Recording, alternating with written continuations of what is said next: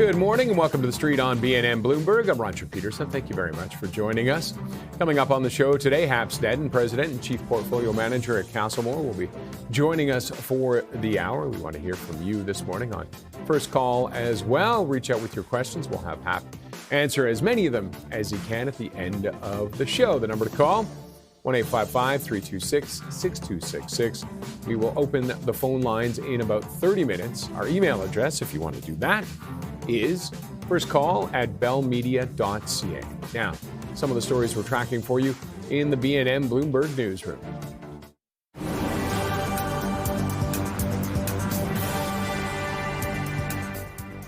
Canadian Natural Resources posted revenue that topped estimates and reported better than expected fourth quarter profit. The numbers were helped by record production that offset weaker oil prices. The country's largest oil and gas producer increased output nearly 13% from a year ago and raised its 2026 production forecast. Results come as crude prices remain under pressure from global oversupply concerns.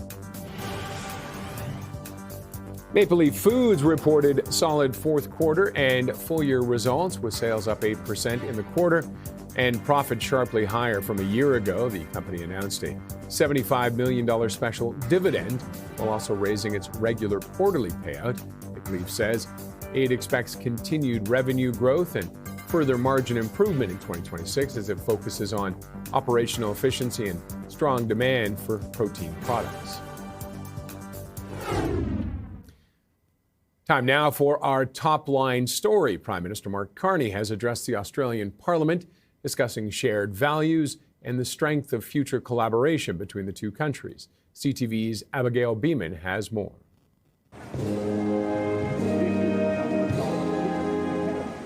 A warm welcome down under.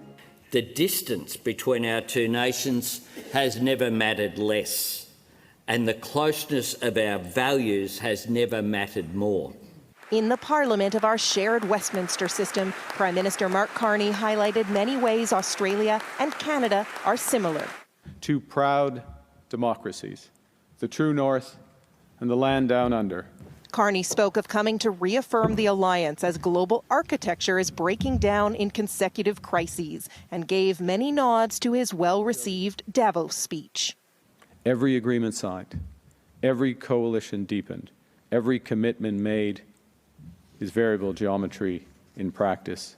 And he announced Australia is signing on to the G7 Critical Minerals Alliance. Plus, there are new partnerships on AI and defense. We're actively exploring new opportunities to protect our vast territories. Canadian soldiers will begin training on the new radar Canada is buying from Australia later this year. The world will always be driven by great powers, but it can also be shaped by middle powers that trust each other and act with speed and purpose. After wrapping up his second Australian stop here in Canberra, Mark Carney heads to Tokyo for the final leg of his Indo-Pacific trip. And that was CTV's Abigail Beeman. Now, while speaking at a news conference alongside the Australian Prime Minister, Carney also said one can never categorically rule out participation in military action resulting from the war in Iran, and the country will stand by its allies if necessary. Now, for more on Carney's trade trip to the Indo-Pacific region and the Canadian reaction to the war in Iran, let's bring in our guest for the hour, Hap Sneddon, President and Chief Portfolio Manager at Castlemore. Hap, thanks very much for joining us. It's been a delicate walk he's had to do down there, hasn't he? Yeah, well, we're where we are. We've always been sort of a middle power, but when we look at maybe how we've interacted with the world the last 15 years, we might be on the lower end of middle power. I can't speak for Australia, but how do we become relevant in what's going on? And certainly, not being privy to the initial strike and the offensive nature, some supporting coalition, I imagine, is going to sort of develop, and then we're going to have to sort of do our bit there. And as I said, we sort of spent 10, 15 years out in the wilderness a little bit as far as relevancy on the world stage, I think. And we're starting to come back. And the challenge with this, there was a missile launched at Turkey. Turkey is NATO. We're tied to, we have to honor the NATO agreement we have, but we don't want to be seen as as being too rah-rah, or at least it feels like Carney doesn't want to be seen as being too rah-rah about the war in Iran itself. Yeah, just look at Spain. You sort of had this back and forth. Okay, you know, the strong statements from the Prime Minister yesterday, and then later on the U.S. administration saying, well, they've come our way now, and then again this morning off the no, we didn't. So, you know, and they're NATO as well, right? So, you know, what, you know, I would think that, you know, Russia and China love that there's this yes. not a cohesiveness inside NATO, and I think all NATO countries have to sort of be mindful of that, and certainly getting, you know, ringing Iran is good. You know, the way it gets done, all that is open for debate, but it's certainly the world's a safer place. Yeah, I think most people would agree with that. A lot of Iranians would probably agree with that and for that's been sure. understated, I think, really understated. But it, you know, it is a difficult balance between going into a country and with regime change and disagreeing with them. What about from the economic side, from what we've seen so far on this trip? Would you call it a success? Some of the deals we've seen signed with India and now Australia? Yeah, I think, and you know, you guys are right here at BNN. You're right at the forefront of the news hitting, and you know, we're pretty close to Castlemore, but you know, it hasn't sort of made it through to you know, being substantive. You know, I think time will tell, and as I said, we have a lot of work to do to sort of be relevant to, you know, what are we on the world stage. As far as the deals go, I think they will, you know, they will bear fruit. When we look at the market that we're in right now, we're sort of moving away from that super pro tech. And I think tech is going to, you know, we'll probably talk about it throughout the hour, but tech is sort of coming back. Certain parts of it, it's all not changed. We're all not going to go to, you know, commodities and, you know, things have shifted where we're going to see a little bit of strength in the Canadian dollar. We're going to see some of the stuff that Canada does, exports, produces, to be in favor. And, you know, Australia, very similar, you know, trying to probably find some kind of harmonies between two somewhat similar economies. And that's one of the things we have seen is with the dollar, right? It's because of the energy, right? At least right now in this moment, the U.S. dollar has gained, and we've kind of ridden along with it. Yeah, exactly. The dollar. When you look at the band, we're sort of in this band here. We're kind of trying to push up to the upper part of that band, and you know, to get through that would be what all the things we're talking about really matter. But we always have to remember, with the Canadian dollar, it's always about the relationship to the U.S. dollar. You know, when you talk about the U.S. dollar, it's always in terms of the world, the U.S. dollar index, right? There we got a spot dollar there of the U.S. dollar index chart.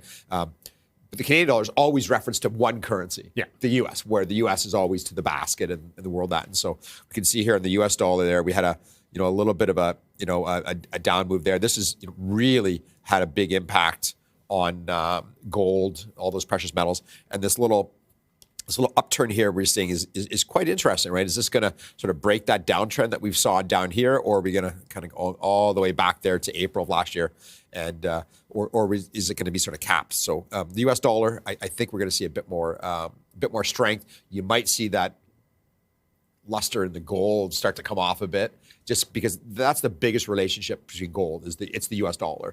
It's not a safe haven. It doesn't really do much for. Sorry, gold or dollar is not a safe haven. Gold. Okay. You know, we always think it is. The time we run now, there's always an initial reaction, but if you go back and look at the tape, the history, that initial reaction fades. It's an asset to be sold in times of uncertainty, but there's an initial reaction.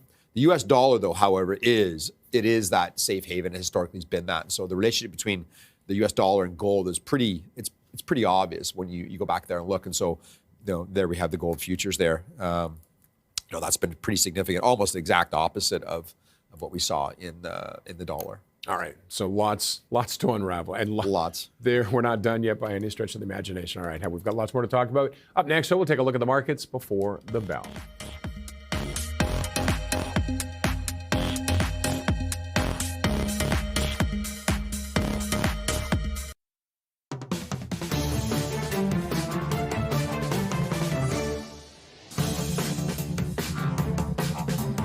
See how things are shaping up on the markets. We'll start with the U.S. futures, and traders digesting jobs data, the war in Iran, and right now the markets are off. When I looked earlier, about half an hour ago, they were up. Right now they're off across the board. Dow down by about 0.55, Nasdaq by 0.4, and the S&P 500 by about 0.3. Asia, let's see how they finish the day, and Lots of bounce back there. The Nikkei up nearly 2%. Hang Seng by 0.28, also in the green.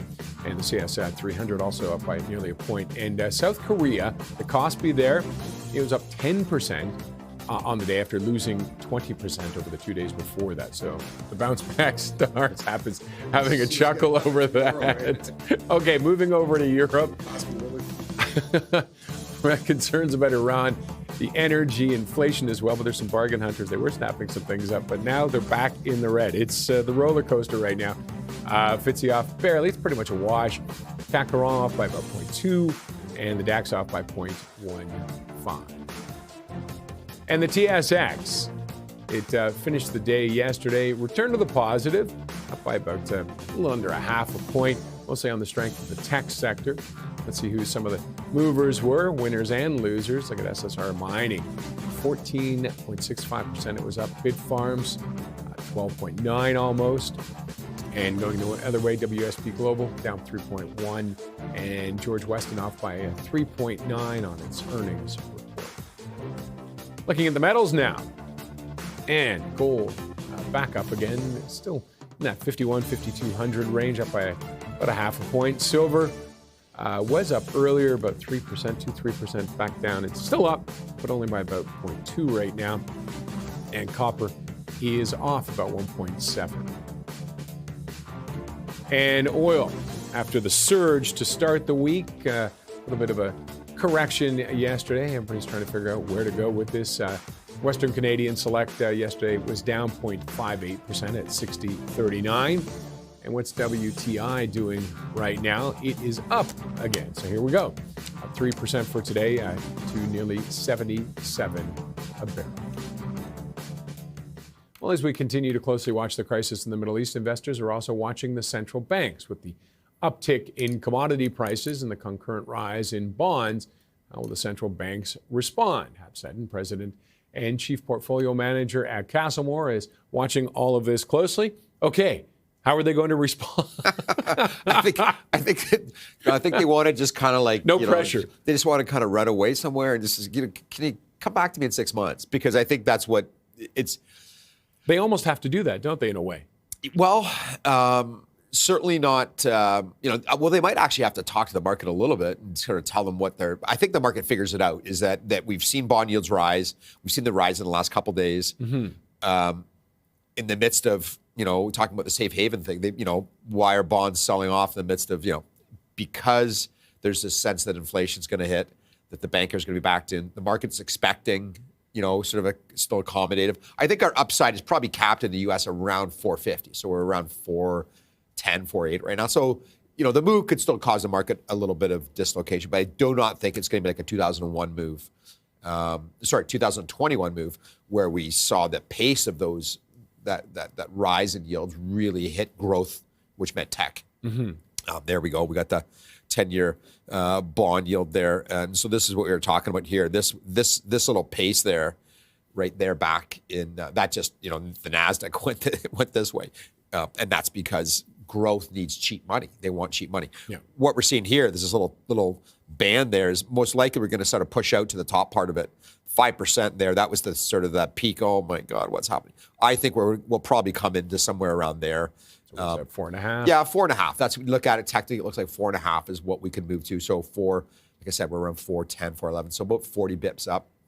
And that might do the, kind of do the central bankers bidding a bit, right? That'll, the market, central banks control short terms, but they don't control the 5 or the 10. That's the market. And the market might sort of help them do that. They might do it with the 2-year, which is just out of their grasp because they're all short. But that might be, there's often been said too that the central banks should just do away with, they should just do away with setting rates and just follow the 2 years. Like, some kind of just let the market determine where that goes. And, it takes them out of that because often we talk about the central banks being behind the curve or in front, they're always late. Well, if you're dealing with the market, if the market's taking care of this, then the central bankers don't have to go through that song and dance. So, but they're putting them in a spot. What would so that would be the positives. What would be the dangers or negatives of that? If they went that way? Well, you could get the market kind of run away for a bit, but they always say, Roger, that the bond market is sort of the smartest money out there, and that it kind of, equities can kind of get skewed. Commodities for sure, like silver, natty gas, the Widowmakers, they can get sentiment can really take them one direction. But the bond market tends to kind of get sober pretty quickly if it's made a harsh move. So the downside is the market runs away with what the central bankers want to control. But you eventually have to pay that, and you have to. They're always looking at the 10-year, the 5-year, and what they're doing in the short term, anyways. But I don't think it's going to happen. But the point is that the central bankers, they're going to have to watch and see: are we getting this inflation? Where are we going with it? War aside, the economies are, they're doing reasonably well, right? Iran's not a big contributor. We see oil really sort of. I think what we saw. You and I are wondering, okay, an hour ago the tape was up or down marginally, and all of a sudden, boom. But I think oil hadn't done that. I think it's the oil moving up real fast. It's kind of, this correlation of the market right now, and it front running this idea that, inflation's coming. So, oil already looked a little bit stronger. It was an area that we were interested in for the last 6 months before this. This kind of accelerated. But I think once we get some visibility on Iran, we'll probably see the oil kind of sober up a little bit. Yeah, right? come back a little bit and kind of back to that fundamental level as opposed to this reactionary level.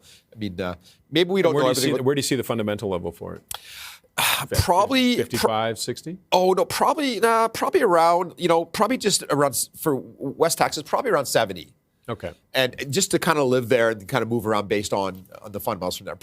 So we probably got, 6-8% premium right now. If it's sold off, I think more than that, I think you'd kind of get it back up to that level, just based on what we saw 3 months ago, 2 months ago, before this ever happened. That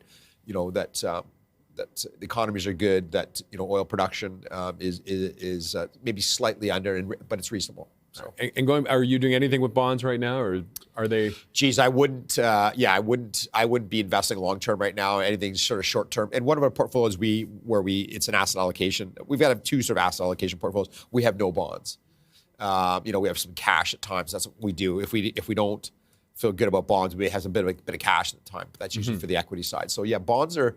I still think they offer a bit of risk here, other than very, very short term, that are part of the way you're managing a portfolio. But a 10-year bond right now or 20-year bond is not attractive to the market. Okay. Yeah. All right, we'll leave it on that note. We've got lots to talk about. Hap will be back. He's the president and chief portfolio manager at Castlemore. We're going to see why Dow is on his radar.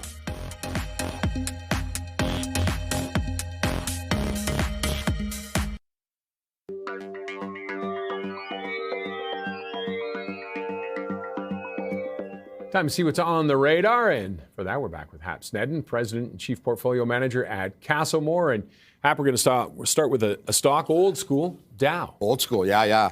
If you go look at this chart, you can see the risk to reward is pretty decent. There we go.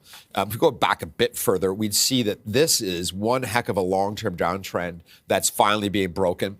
Anybody that's seen me on here for market call or whatever, nothing better than buying a stock that's sort of been beaten up, but then it now starts to show, it's kind of going sideways a bit. You've got a spot, I always say this, to hang your hat. Yeah. Where do I go in case the problems come in? Well, in this case, sort of right around that $25. Now that it's moved up, you could actually even sort of technically move it to sort of $30. I think everyone sort of knows about Dow. They might confuse it with the Dow index, but Dow is a chemical company, and packaging. That's kind of the best way to do it. Some pretty techie stuff they do now with all those sorts of things. Pays a decent dividend.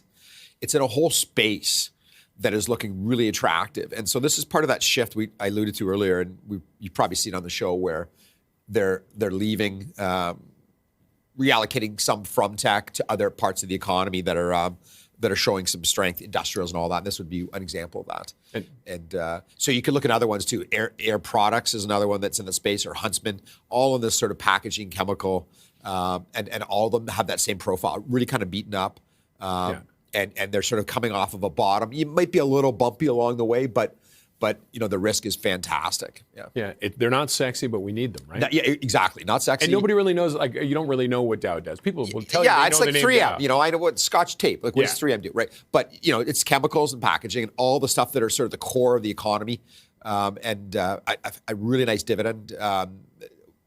we own all three of those names, but Dow was the one that I think is recognizable. Everyone can go out and have a look at it and go, oh, yeah, I can see why Hap likes that. We try to bubble up ideas first from, what's sort of perking up. Yeah. Why did Dow perk up? Oh, the whole space is perked up. Let's go dig in this. Okay, why is the whole sector starting to look interesting? They've kitchen sink some bad earnings over the last bunch of years, and so the future might not be perfect, but the worst is out of the way, and it looks like a good opportunity going forward. And is there any one particular thing with Dow, or is it just seems like it's been beaten up enough? Well, we always look at things from three ways to invest, and one is the fundamentals. What does the company do? What's their balance sheet look like? What kind of management do they have? What's their problems been? Why are they down here? And then the technicals. Okay, so great story, but the stock's going down. Okay, so there's a mismatch there. I'm interested in the story once it starts to base, as I said earlier, to go sideways. And then the seasonality.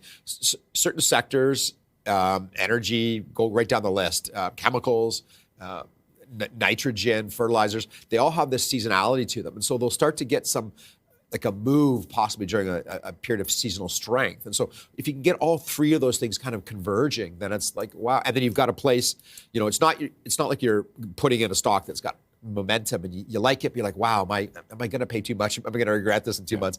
Because it's not going to continue. Stocks that are in motion tend to stay in motion. So generally that works, but when you find a stock that has come from lofty heights a couple of years ago, it's starting to fix some of its problems, and the future starts to look bright, then that's where you want to go, right? When you mix all three of those disciplines in there together. All right, let's get in iShares Emerging Markets Index Fund, the ETF. U.S. it's EEM, or you can do Canadian. Yeah, so I think we're going to show the CAD version here. Yeah, so we're doing a 5-year look, and what's really interesting about this is this whole sector. If we could do, what would it be? 2008 to what is that? If we looked at 16 years, I know. Maybe I should have told them. Hey, kids, remember 16 years 66 years. This stock, this whole sector has gone nowhere for 16 years, and so this right here, this little action here, has not been seen since 2008. Wow. So when we go back to what I talked about okay, it's not like a downtrend that we've seen in the Dow where it's just been a continually downtrend. If we went back 18 years, we'd see this and then kind of do this, and then we're back to here where we've just popped above that. So that little action there is what we're seeing here. This little, you'd go back 18 years and you'd say, wow, this is, 18, I'm finally making money 18 years. 18 years down the road. And so we're seeing a lot of asset managers out there start to shift some assets from the US, North America, Europe a bit to the emerging markets. Same thing we talked about with Dow is that the valuations look good. The future looks a little bit more compelling. And so this is a position this is something that we built. Look at that crack team there, going back as far as I can. So we would see this action here is really positive. If we just isolate what we can see right here, there's a pretty good trend. Now, there's emerging markets have some volatile periods. These are big moves, right? South Korea might be a good example. South Korea. Well, at this moment in time. Yeah, exactly. So, but you see a lot of asset managers do this. We've spread this out across a few of our portfolios. It just looks like a really good risk to reward. And that's what you want. When you're an investor, there's so many things to think about. There's an Iran war that hits you. Okay, doesn't matter. No, it does. There's so many things to happen to consider. Getting your money in good is the easiest way to be able to sort of ride through things where you don't feel you're paying too much and you're not sort of at that edge of something. So the emerging markets would be something to me that you could start a position and then you sort of build on it with that continuing strength. You always like to pay a bit more for something, continue to pay more, because that's proving your idea out. Yeah.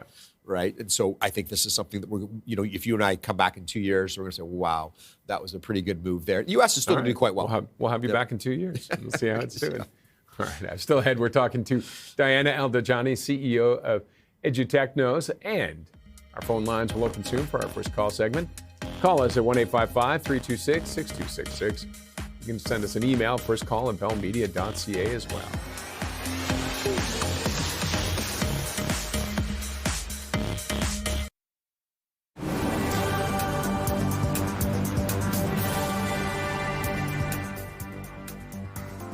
Canadian Natural Resources posted revenue that topped estimates and reported better than expected fourth quarter profit. The numbers were helped by record production that offset weaker oil prices. country's largest oil and gas producer, increased output nearly 13% from a year ago and raised its 2026 production forecast. The results come as crude prices remain under pressure from global oversupply concerns. Home sales in the Greater Toronto Area declined in February as both buyers and sellers remained on the sidelines. The Toronto Regional Real Estate Board says more than 3,000 homes were sold during the month, down more than 6% from a year ago. The average selling price also fell 7% to a little more than $1 million. The board says if listings continue to tighten this spring, competition among buyers could pick up, pushing prices higher later in the year. Maple Leaf Foods reported solid fourth quarter and full year results with sales up 8% in the quarter and profits sharply higher from a year ago. The company announced a $75 million special dividend while also raising its regular quarterly payout. Maple Leaf says it expects continued revenue growth and further margin improvement in 2026 as it focuses on operational efficiency and strong demand for protein products. And a quick look at the markets south of the border. They are back in the red. All the uncertainty, it is lingering, still having an impact. The Dow off by more than a half, the Nasdaq by about 0.35, and the S&P 500 off by about 0.28%.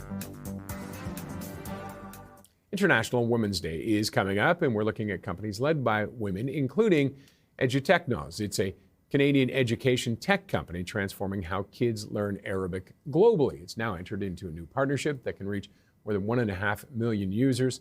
Here to talk about the company's work and the future of Edtech is Diana Al-Dajani, CEO of Edutech. Diana, thank you as always for joining us. Good to see you again. Thank you for having me. You just launched into this new partnership. How did that come about? What did you do to bring that about? Oh, well, I came here actually. The first interview I was here. They saw the interview and then they approached me. They wanted to have our technologies because Edutech, it started with just games for children 3 to 7 years old, play, learn, and fall in love with Arabic. Today we evolved to becoming an AI Arabic literacy engine where we can have multiple interfaces based on the audience, based on the objective. So this partnership became like one of the verticals that can utilize this engine. And this is how it was born. They wanted to make education more tech access. Let's talk about them for a bit, just for all this picture to make sense. The partnership was with Adam and Mishmish, and it's a brand where they have cartoon and songs to help children learn Arabic. And they wanted to introduce the digital format. And now everyone talks about the digital for the toddlers between 2 to 5 years old. You need to be very smart how you introduce this because you don't want to have it like a passive screen time and all of this. So it has to be done well using AI for different features to ensure that you actually build the right skills, the skills that matter, especially for literacy. Okay. Very good. When you sort of gamifying this process, is there any downside? I know I've got a son that I sometimes want to de-gamify. Is there sort of any downside that you're kind of giving them the candy, but they're like, oh, I know what you're doing here. You're trying, is there a downside at all to the gamifying it, or controls you kind of have to have? So when we say gamification in the context of education, it's not just about playing games. No. It's about using the game elements to motivate, to increase retention, to keep them interested. Now, if you're just using gamification for just the sole purpose of just engagement, then you're not going to learn anything. So this is where you have to understand human behavior, how they learn, where are they struggling.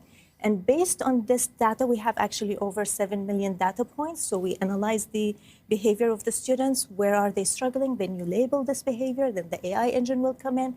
You can predict where are they struggling, but then there's another layer of pedagogy.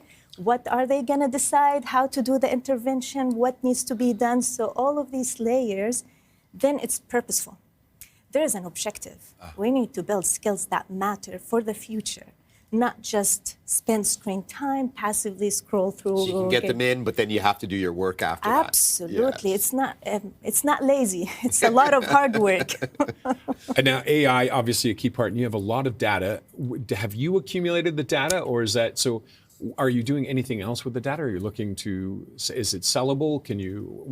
How are you using AI, and how are you using your data? So this data has been accumulated since day one, since we started with the games, because we needed to understand the behavior of the students when interacting with tech. And we've noticed two patterns where kids between 3 and 7, they tend to prefer to play the same game over and over and over again. And then we were like, okay, so they like to do this. Then how are we gonna make them learn more? So then we made the games dynamic. They can play the same game over and over. It's the same dynamic that they like, but then we change the skill that they learn. So this way we keep building up the skills. And with the data, we use it for Edutechno's AI literacy engine. We don't sell the data. If anyone wants to work with us, we have to work through the engine, and they just get the results. This is protected layer, and that's what we do right now. But and are you monetizing that? Have you had other groups along with that one come forward?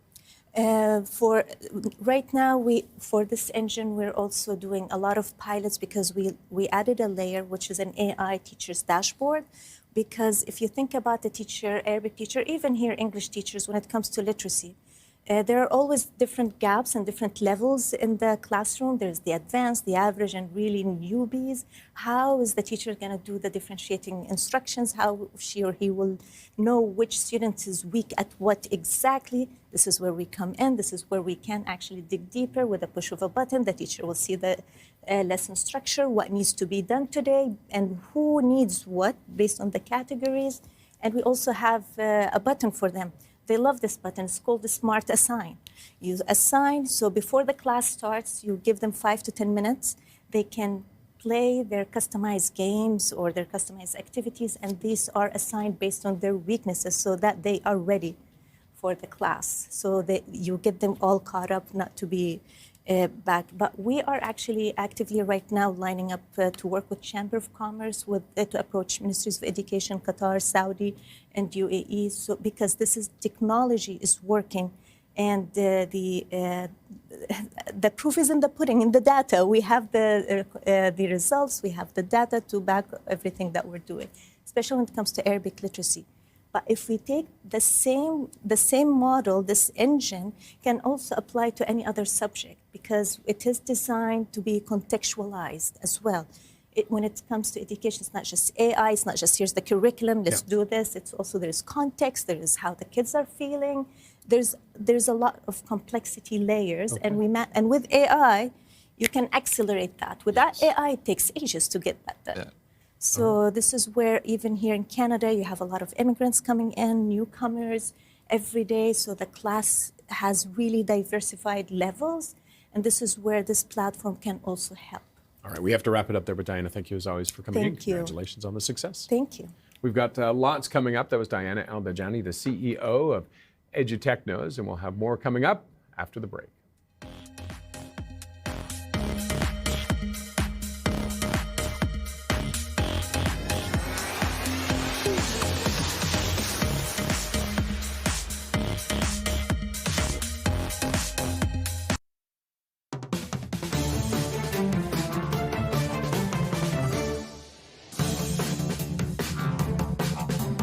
As Canada launches its defense industrial strategy, the biggest investment on the horizon is the replacement of its aging submarine fleet. TKMS and South Korea submitted their final bids this week in what is expected to be a tight race. CTV's senior correspondent Judy Trin reports on how the competitors will be judged. Over the next decade, Canada will invest $470 billion in the defense sector. It is not accurate to separate economic growth from military investments.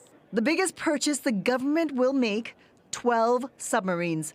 South Korea's Hanwha and Germany's TKMS have submitted their bids. Analysts say the race is tight. We've really set it up with the possibility of it being a choice the country makes, not just about buying the military piece of equipment, but about establishing a much tighter relationship with one of our two key allies. Here's how the bids will be evaluated. The submarine's capabilities will be weighted at 20%. The plan to maintain the fleet weighted at 50%. The cost of the boat and the consideration of strategic partnerships will be evenly considered. We've signed a number of MOUs here in Canada, well over 20 now. The economic offsets associated with that, we've calculated around 25,000 jobs annually between now and 2044. Both Hanwha and TKMS have partnered with about 24 Canadian companies and research institutes. These partners will make components and weapons for the subs. Several companies have signed deals with both the Germans and the South Koreans. They cannot predict who will win. I have said that, their astrologers aren't good enough, and therefore they cannot pick sides. They cannot afford to pick sides. And the good news is that they're able to sign these agreements with both Hanwha and with TKMS. TKMS makes 70% of the submarines for NATO, while Hanwha could open doors for its Canadian partners in the Indo-Pacific. Multiple sources tell CTV News that the federal government will choose the winning submarine bid by June, before Parliament rises for the summer. Judy Trin, CTV News, Ottawa. As global conflict continues in Iran, it is pushing the price of oil higher, which is causing gas prices to rise across the country. CTV's Heather Wright has more. Sticker shock at the pump, with prices soaring across the country overnight. I expect inflation at 3.5% by the end of the year. According to GasBuddy.com, drivers in BC and PEI are paying the most, an average of 161.9 cents a litre in BC and 154.2 cents a litre in PEI. Quebec is seeing prices around $1.52 per litre, Ontario averaging $1.36.6 a litre, while the lowest prices are in Manitoba, Saskatchewan, and Alberta. The longer this conflict goes, the greater the likelihood the price will reach levels that are extraordinarily uncomfortable for most Canadians. 20% of all oil traded passes through the Strait of Hormuz in the Persian Gulf, which Iran controls. Tanker traffic has been disrupted, while energy facilities throughout the region have been attacked. While gas prices across the West are rising, China is feeling the pain much more acutely as they import 70% of their energy from the Persian Gulf. And some believe the U.S.-led strikes in Iran may also be a way to target Beijing ahead of President Trump's visit there later this month. The fact that gas prices for me are a little bit higher while my competitor simply doesn't have gas is maybe another consideration. Despite being an energy-rich nation, experts say Canadians are unlikely to see any relief at the pumps, as efforts to scale up oil and gas production cannot be done overnight. It's something that doesn't sit well with Luka Mihalik. They should have done something 10 years ago, not today. Today, what can you do? There are concerns the conflict in the Middle East will have an impact similar to Russia's full-scale invasion of Ukraine 4 years ago, when the price of a barrel of oil jumped by 20%. There is more oil at play in this conflict, but analysts say it all depends on how long the war lasts. Heather Wright, CTV News, Toronto. Well, the financial and logistical troubles the Iran war is causing for the global aviation industry are compounding by the day, with the number of flights canceled to the Middle East hubs now topping 23,000. For more on this, we're joined by Bloomberg's Benedict Kamel in Berlin. Benedict, thanks very much for joining us. What is the latest on the situation and who's feeling it the most? So the status is really unchanged that we've seen for the last couple of days, which means that the main carriers in the region, so the likes of Emirates, Etihad, Qatar Airways, they have no regular commercial service. The airspace above the Middle East remains largely closed. We are seeing some sort of pockets of activity, so a couple of sort of rescue flights, repatriation flights, a couple of planes coming in for urgent goods like medicine and so on, but no regular commercial service. And as you said, we are north of 20,000 cancelled flights at this point. I would assume that by tomorrow you will see that in the 30,000. So a really dramatic sort of suspension of operations in a part of the world that is really crucial for global air travel. More than 10% of global travel passes through the Middle East, and now what you see is really this big hole in the map where there's almost no activity. And what is the ripple effect as well? I mean, there must be other airlines and other cities and airports affected by this. So some airports are actually absorbing some of the traffic that the likes of Dubai or Doha cannot accommodate. Oman, the airport of Muscat, notably, is still open. That's about a 5-hour drive from Dubai, and to the west in Saudi Arabia, airports also remain open. These are obviously much smaller facilities than Dubai or Doha, but still they offer one way for people to get out. And we've seen a really dramatic increase in traffic from these types of airports. So both some flights that are organized by government, but many private jets that are landing there now. So that is one way to get out, but it's surely not enough to really get all the backlog, shall we say, of people that are stuck in Dubai and other places to get out. The longer-term ripple effect for the carriers in the region will be that costs will go up, fuel prices are higher, it will take longer to fly from A to B, and then once traffic does return to normal, they will have to probably incentivize people to get back on these carriers. So sort of the reputational knock-on effect is hard to quantify at this point, but it will no doubt be considerable. Okay, Benedict, thank you very much for that update. Bloomberg's Benedict Kamal. Still ahead, we'll take a look at some of the notable analyst calls and recommendations moving the markets, including Meta.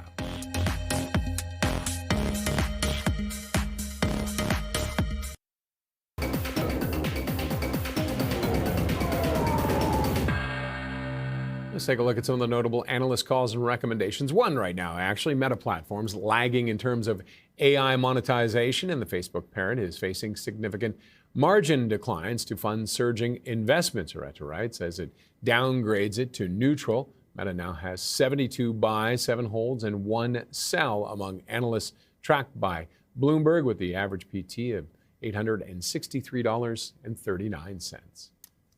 When we come back, Hap Sneddon, and President and Chief Portfolio Manager at Castlemore, takes your questions on First Call.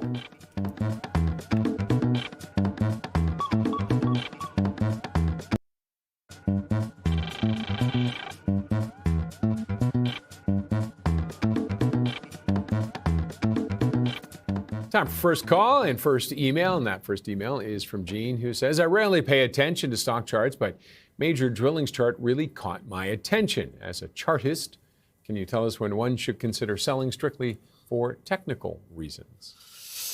Well, I would say is that the proper term, chartist? Yeah. I like it. Yeah, chartist. Yeah. It sounds like there's a guild. Yeah, it does. You know, like we do charty things. From the 1600s. The guild, yeah. You All right. better keep it going. This is a pretty good chart. You know, what reason do you have to sell that? I don't know. You feel uncomfortable how much you made? Like what? That's usually that's usually what happens. Yeah. You know, I always think of Stanley Druckenmiller, the fantastic guy. Anybody that doesn't know a bit of what he's written and how he conducts himself, go read him. He you know, I've been doing this 32 years, and it takes you many years to learn your lessons. But sitting on your hands for a good investment does feel uncomfortable. That's why you make the gobs of money doing that. I mean, this chart is going up. Now, if we saw this chart starting to do something like that, go parabolic, you know, it starts to go like that, then maybe you want to clip it a bit, you know, but get it back to some reasonable level. But that's not a reason enough to sell it either. So this one doesn't, you know, this one is actually leading the whole sector. We've got a position in the sector, but we bought the OIH. It's just a basket of the whole sector. Mm-hmm. And this one's leading that. So, you know, back to what I was talking about identifying trends. So you can go, wow, something's going on with this sector. Okay, I'm going to buy an ETF. I don't want. That's the one way to do it. But then you can go look at an ETF, break it down, and look at, because you're going to find an ETF's way to find within the ETF. What's there? Yeah, the top holdings. Oh, I'm going to buy these two because they're doing better than the ETF. This one, you know, look at up 120%. There's no reason why it can't be up 250% a year from now. But you have to do portfolio management. That's just kind of common sense. Your parents kind of taught. Okay, you cool your jets. Okay, I'm going to clip it a little bit, but you don't have to sell it. Okay, there we go. Let's get to a caller, Sean from Pembroke. Hi, thanks for taking my call.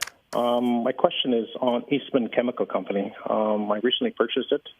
It had a nice trend line, creating higher highs, and now it seems to be broken. That trend line is creating lower lows and lower highs. I was just wondering if you still own it. What do you think of it? Should I add more or maybe get out of the space and get into something else? Thanks very much for taking my call. All right. Well, Cheers, Sean. I thought maybe was Sean listening off the top when we talked about Dow and all that, and then ran over and looked at what are the other spaces? Because we looked at this one. We just settled on. We own the three I talked about earlier. We own Dow, we own Air Products, and Huntsman, and they're all in the same space as Eastman Chemical. Chemicals look good right now. So what we showed earlier is this big downtrend being broken. So if we went back 5-6 years, you would see that this is a nascent trend. So I would disagree with you, Sean, is that actually what he might be worried about is this little move there. Often when you come off of a low, you're going to have some pretty big, you got to have the patience to sit in your hands, as they just said. This is what's uncomfortable for him. But what we would see if a longer term trend is that. Can we pull up a 5-year on this? Yeah, we would see that break there. And so, this becomes. There we go. Okay, there we go. Well, this one's actually a little bit harder to see, but this little break here, it to me is quite positive. This level is kind of interesting here. It probably wants to come back. It's had this little test here a bunch of times. But to me, this is pretty positive in a whole sector that is really, really quite constructive. What you have to bear in mind is when you're coming off these bottoms, you may have to decide if you want to risk that level there. But to me, we think the other names I mentioned are better, but it's in the same space. It's kind of finding its legs. Okay, we got to wrap it up there, Hap. Thanks as always, though, for joining us. That's it for us on the street. Thanks to Hap Sneddon, President and Chief Portfolio Manager at Castlemore, for joining us today. Andrew Bell's up next with the Open. Trading gets underway in about 30 minutes from now. Have yourself a great day.